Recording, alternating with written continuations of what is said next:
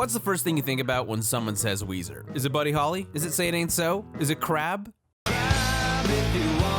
Okay, it's probably not Crab. It's never Crab. When most people think of Weezer, they usually think of their biggest songs. Island in the Sun, Beverly Hills, The Sweater Song. The band has a lot of hits because Rivers Cuomo has an ungodly talent for writing catchy pop songs that live rent-free in your head. Even when he's working with other artists, the man has got hooks. Like, remember the song Magic? I got the magic in me. I got the magic.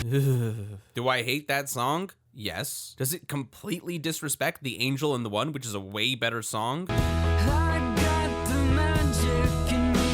Yes, but I'm not gonna act like it's not catchy as hell, and clearly neither did the charts. To put it simply, Rivers Cuomo is a well-oiled, catchy songwriting machine. But there was a time when that machine completely broke down. And when that happened, it terrified Rivers. See, back in the early to mid-2000s, just after Maladroit came out, Rivers was having an internal crisis. Now, Maladroit actually had a few decently successful singles, but it failed to be the big seller that it was expected to be. And to make things worse, the band's fans were echoing the same complaints that they'd been saying for the last 2 years. The new songs just aren't as good as the old songs. Now Rivers, he had the perfect plan. He called his fans little bitches in Guitar World magazine and he trolled them in online forums. But much to his surprise, no matter how much he acted like an asshole, his core fans still didn't like the new songs. I know, it's crazy that it didn't work. Desperate to get back what he once had, Rivers would spend the next year on a downward spiral. And on New Year's Eve 2002, he would hit rock bottom. Now this is going to be a little bit different than my usual Weezer content, but I like to try something new here. Years ago, Rivers Cuomo released a series of demo albums called Alone. If you're watching this video, there's a good chance you've heard of them. And in the liner notes of those albums, he wrote little origin stories behind each song. And I thought it might be cool if I tried my hand at bringing one of those stories to life here in a video. And if people like that sort of thing, then maybe I'll make a series out of it and cover the other songs as well, which would be pretty sweet for me, because then I could be way lazier about thinking up video ideas. So if you are into this, then please do let me know in the comments, and I'll happily make more videos in the series. But for now, it's time for me to shut the hell up so we can get on with the story.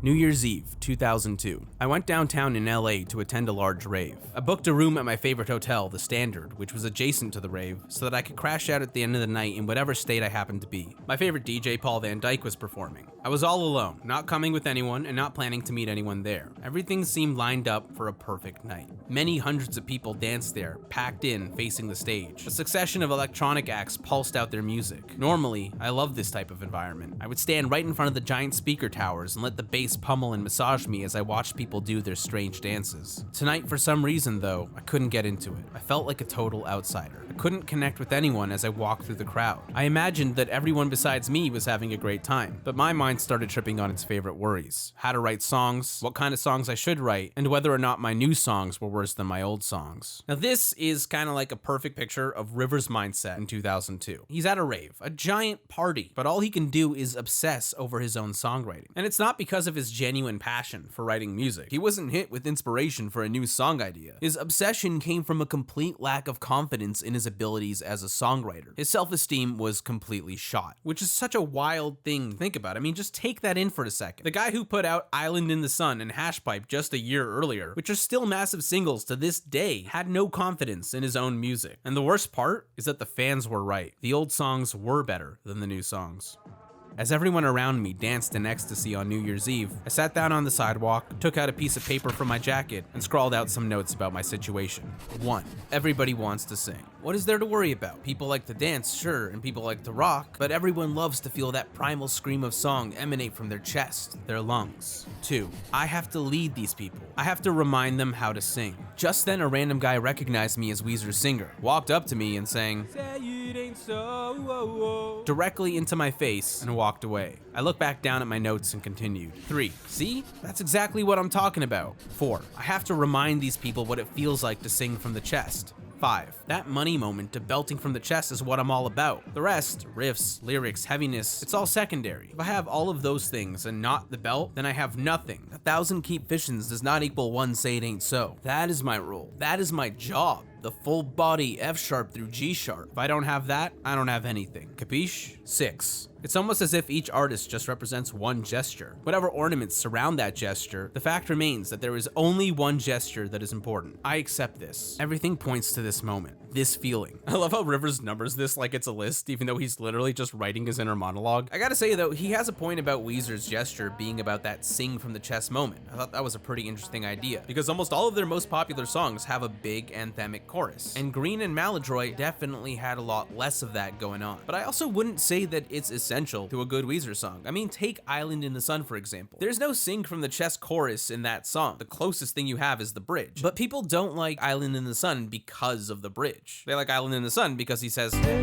but there are plenty of songs from Weezer that don't have that big gesture. Songs like Butterfly, Jamie, You Gave Your Love to Me Softly are all fantastic examples of what I mean. Anyways, back to the story.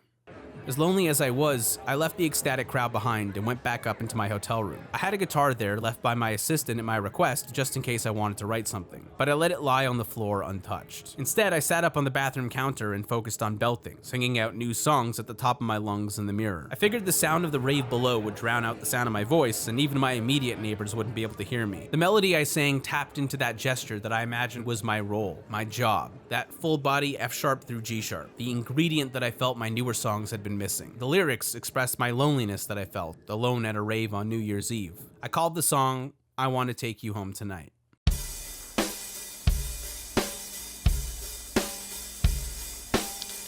I want to take you home tonight and lay you down beside the fire. I've never seen your face before. See you no more. Rivers leaving the party and going to his hotel room to write a song really shows just how deep his obsession had gotten. He says he's lonely, but then he chooses to isolate himself further because it doesn't matter what he wants as a person. He was putting the music ahead of himself. Now, the most tragic part of this whole situation is that the song is... it's not very good. I mean, it's not bad. It's kind of catchy. It's got some good guitar stuff going on, but it's just kind of one of those songs that you really wouldn't play around your friends. You know, this is a private listening only kind of song. Much time had gone by as I belted out the song over and over, revising it as I went, when suddenly I heard the New Year's countdown on the street below. I rushed to the elevator to go down and be with the people, but by the time I reached the street, it was too late. The moment had passed, though confetti still floated earthward and people still danced. I stumbled through the crowd anonymous, loneliness gnawing at my gut. I sat down on the sidewalk. More time passed. The DJ played Clocks by Coldplay, and I heard the song as I'd never heard it before, the piano riff soaring majestically as the band dropped out from under it. More time passed. I saw a face in the crowd I thought I recognized. Josh Freese, dancing joyfully, long limbs flailing. How strange. Why was he here? I didn't know. He was an acquaintance of mine. I could have walked over and talked to him, broed down with him, but that was little consolation to me on this night. I needed a soulmate. And that's how his notes for the song end. Honestly, it's an image that I've never been able to get out of my mind. Rivers desperately trying to reach the party before the New Year's countdown finishes, but failing to make it because he was locked away in his room, desperately trying to write a good song. It's just so tragic. Deep down, all he wanted was a soulmate, but he couldn't help but sabotage himself by going into isolation, frantically chasing that perfect song. It's like a cautionary tale about obsession. He wanted both things so badly, but ended up with nothing. No soulmate, no perfect song, just pain. Okay, geez, getting a little too serious for my comfort there. Gonna have to throw in a Simpsons reference to lighten the mood. There was nothing in Al Capone's vault, but it wasn't Geraldo's fault. Go!